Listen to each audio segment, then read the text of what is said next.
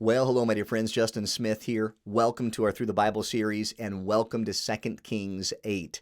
The title for today is What Goes Around Comes Around.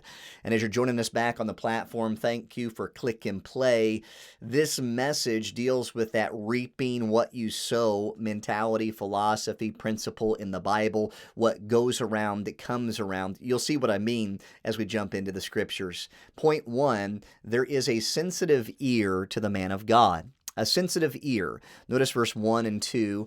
Then spake Elisha unto the woman whose son he had restored to life. So there was already a great act of God in this woman's life. And he said to her, Arise, and go thou and thine household, and sojourn wheresoever thou canst sojourn, for the Lord hath called for a famine. And it shall also come upon the land 7 years. And the woman arose and did after the saying of the man of God, and she went with her household and sojourned in the land of the Philistines 7 years. So point number one, again, is a sensitive ear to the man of God. Now, she had a reason to be sensitive to what the man of God had to say, because this man of God restored to life her son. She had witnessed in her very personal experience the power of God in her family. So now when Elisha speaks out of compassion, she has a tender heart to go and to do what Elisha has encouraged her to do. And we could think about this in our lives. You know, there are people who have a reputation that is respectable, that when we hear what they say, understanding if it's truth or not, and if it's truth, we can be more inclined to follow what it is they're saying because of the reputation that has gone on before them. And very specifically, she had seen some very powerful things. What goes around comes around. And in her life, the ministry of faithfulness from Elisha impacted her tremendously. She would avoid the famine because she listened to the man of God. Number two, the amazing timing of the Lord. We see this in the next three verses, verse 3 through 5. It came to pass at 7 years' end that the woman returned out of the land of the Philistines, and she went forth to cry unto the king for her house and for her land. The king talked with Gehazi, the servant of the man of God, saying, Tell me, I pray thee, all great things that Elisha hath done. Now pause here for a second.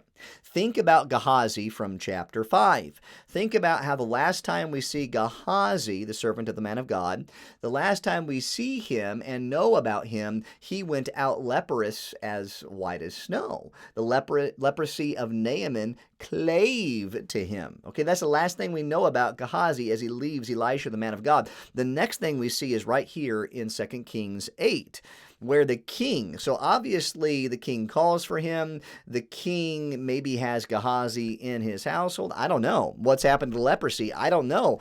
I don't know where Gehazi is at this point in his ministry, but what I do know is he has opportunity to speak of the great things that God has done through Elisha. And it came to pass, as he was telling the king how he had restored a dead body to life, that behold, the woman whose son he had restored to life cried to the king for her house and for her land. And Gehazi said, My lord, O king, this is the woman, and this is her son, whom Elisha restored to life. So you think of that verse as it is written. What you have here is an interesting situation, okay? Because the Bible has told us kind of in story format that the king is talking with Gehazi, and he's just, wanting to know what great things Elisha has done. So Gehazi starts telling, this is the great things. This is what Elisha has done, all right? And about that time, Gehazi looks up, and Gehazi's like, that's the woman. That's the one. That's her. That's it. That's the story. That's what's going on. I mean, this is crazy. I mean, I've just been talking to you about one of the great things that Elisha has done for God, and there she is. That's the woman whose son was restored to life. And this is the amazing time of the Lord. Have you ever been in a situation where you're like, God was all over this. I mean, look at what God has done. His timing is perfect.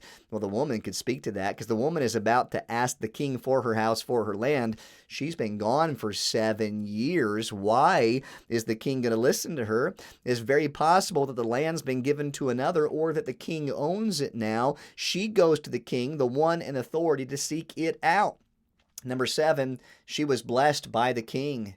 The king having this hindsight, this understanding, because Gehazi was speaking the word. When the king asked the woman, she told him. So the king appointed unto her a certain officer, saying, Restore all that was hers and all the fruits of the field since the day that she left the land, even until now. So by the word of Elisha, she's left. She's went 7 years, okay? And the king is learning about Elisha. Hey, he restored a woman's, oh, that's her. And now this woman, is coming and saying, I request my land back. Can I have it back? I've been gone 7 years because Elisha told me I needed to leave because of the famine. So since then, fruit has been gathered on her property. The king says, oh yeah, certain officer over there, yeah, go with her, make sure she gets everything, and she gets to keep all of the fruit that the land has brought forth since she has left that is now in her presence, which then leads us to recognize that what goes around comes around. I mean, this woman has gone through season after season in her life where she has recognized the goodness of the Lord through Elisha the prophet, and that as she was faithful to listen to the word of the Lord and follow the leadership of the man of God, she was then blessed in her later end, even with more than what she left with, because she followed the man of God's message. She was faithful to it. In essence, she was reaping something. She was sowing those seeds of faithfulness and therefore reaping them, and she got to see how great the timing of the Lord was in her situation. Is the king going to listen to me? Well, it just so happens that the king has just heard a story of Elisha, and when that connection was made, boom, we're going to take care of you. God was all over this situation. So when you consider your life, understand how important it is to be faithful in all things, to be obedient in all things. You will find out that when you sow those seeds, you will reap those seeds for the glory of God. God is worthy of a life yielded to Him. Let's focus on living for His glory. So much more that we could say about 2 Kings 8 and even this story, but I pray that the message has challenged you today. Thank you for Click and Play.